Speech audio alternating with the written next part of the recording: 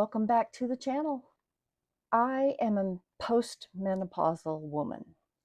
I did not know that I had ADHD when my symptoms started to get unmanageable. It was a few years later when I was finally diagnosed. So it made me wonder, how does menopause affect ADHD? Let's talk about it.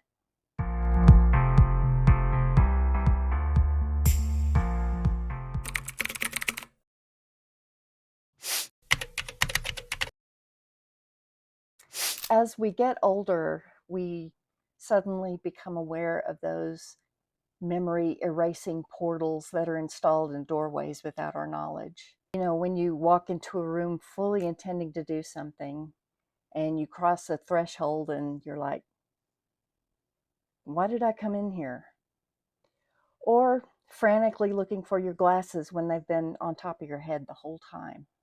Many of us know that aging can cause memory issues, but if you have ADHD, they seem to be magnified.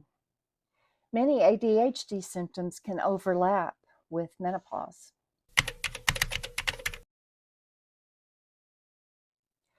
You get a notion to do something that you've been needing to do, but you've been putting it off, like household chores or cleaning out your closet.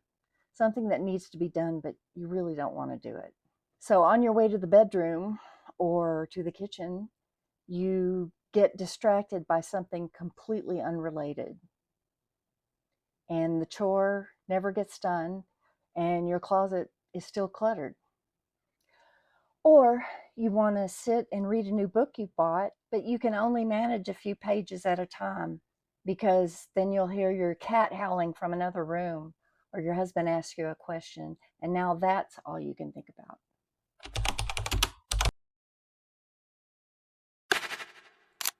Menopause is when your estrogen level drops dramatically, which causes your brain to have a much harder time releasing serotonin and dopamine. A lack of serotonin can cause mood changes, which are often misdiagnosed as depression and anxiety, much like ADHD is misdiagnosed in women. Dopamine sends pleasure signals to the brain, so a lack of it can cause sugar cravings or impulsive shopping when you're bored or upset. Dopamine also negatively affects executive function, which encompasses planning and organization, focus or attention, impulse control, and emotional regulation or mood swings. You can't drift off to sleep because your thoughts are maniacally swirling around your brain. I need to get an oil change. I hope I can remember to make my doctor appointment next week. I need to paint the kitchen ad nauseum. There are some easy ways to mitigate this chaos in your brain. Tracking your symptoms can help. You can spot patterns that may cause your symptoms to be worse or lessen. Maybe eating healthy helps you feel more in control, or you tend to focus better in the morning. That's certainly true of me. Cognitive behavioral therapy is like rebooting your brain's default settings. Think of it as a software update for your brain's operating system. Although I have to say, this therapy never really worked for me.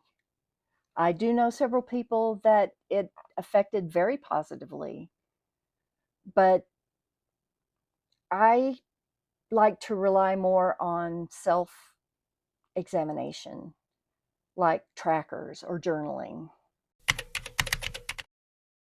Studies have shown that a Mediterranean diet, which is rich in veggies and fruit, whole grains, and healthy fats and omega-3 fatty acids, can reduce inflammation and improve your brain function. Eating healthier just makes you feel better generally.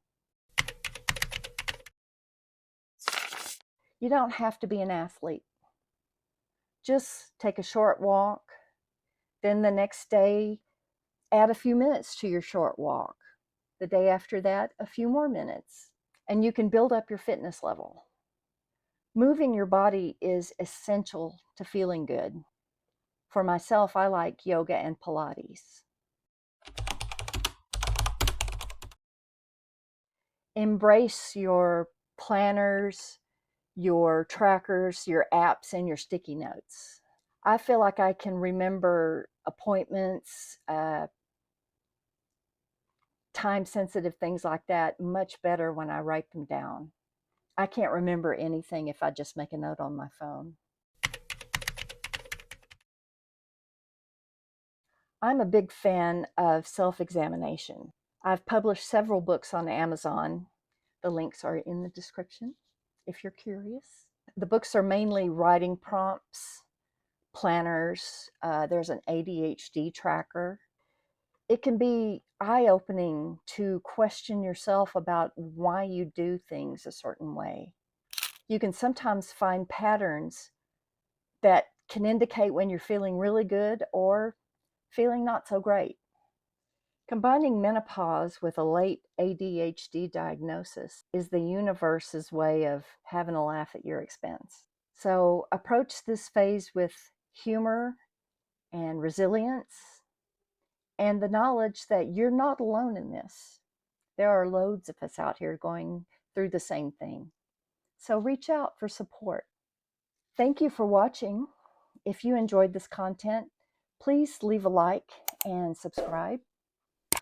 And I will see you in the next one.